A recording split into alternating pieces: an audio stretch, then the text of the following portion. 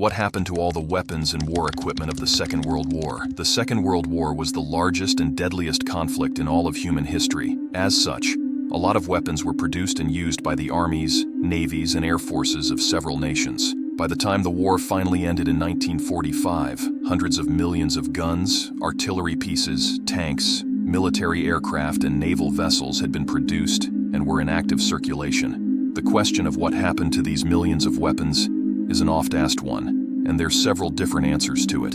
For larger pieces of equipment, such as vehicles of all varieties, a lot of them were simply dumped into the ocean. While this course of action initially seems difficult to comprehend, it did make sense from a logistical perspective.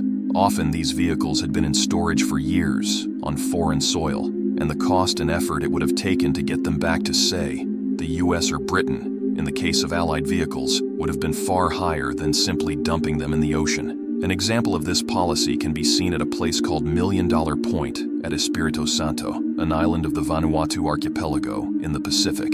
This spot is named for the millions of dollars worth of U.S. equipment that was dumped into the ocean here after the war ended. The U.S. also disposed of some captured or surrendered enemy naval vessels by sending them to the depths of Davy Jones's locker, but not simply by scuttling them. Instead, some Axis ships were used as targets for testing new weapons out at sea. These tests frequently involved atomic weapons, as the U.S. was interested in seeing how an atomic bomb would affect ships. A lot of ammunition, from small arms ammo to more potent ordnance, was also thrown into the ocean, along with the weapons that fired such ammunition. An example of this was in Norway, where the Norwegian government chose to dump around 168,000 tons of German weapons and ammunition into the country's lakes and fjords after the German occupation ended. It has recently come to light that not only were bullets, weapons, and bombs dumped into the ocean, but also more sinister armaments. 32,000 tons of chemical weapons and around 400,000 rockets and bombs filled with mustard gas ended up being dumped into the ocean by the Allies. Of course, a great deal of weaponry and equipment did not end up at the bottom of the ocean. Much of it has remained on land, either buried in caches in Europe or abandoned in inaccessible places like the Libyan desert. The deserts of North Africa, particularly Libya, serve as some of the largest graveyards for WOF tanks and aircraft in the world.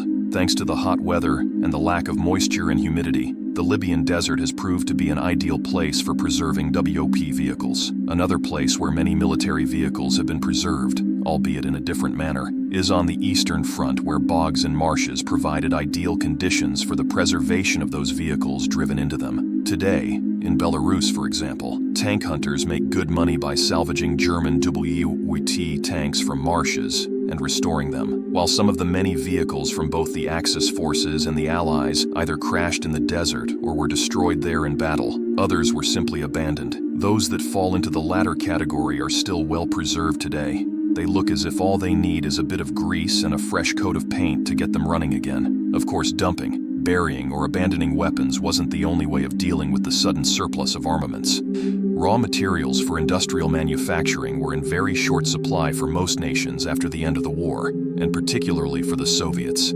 Captured and surplus weapons provided ideal sources of metal. Consequently, many weapons were melted down and used in manufacturing. Weapons that weren't melted down or dumped into the ocean were either sold off to other nations or stockpiled for future use. This was particularly the case with firearms. Many WW rifles, like the M1 Garand, ended up being stockpiled by various government departments, after which they were sold over the following decades to the public, or, in the case of the US, made available for purchase by civilians through the government's civilian marksmanship program. Many rifles from the war were also sold to smaller or third-world nations, or were donated as part of aid packages. In other cases, rifles were supplied to pro- or anti-communist movements in several nations during the Cold War.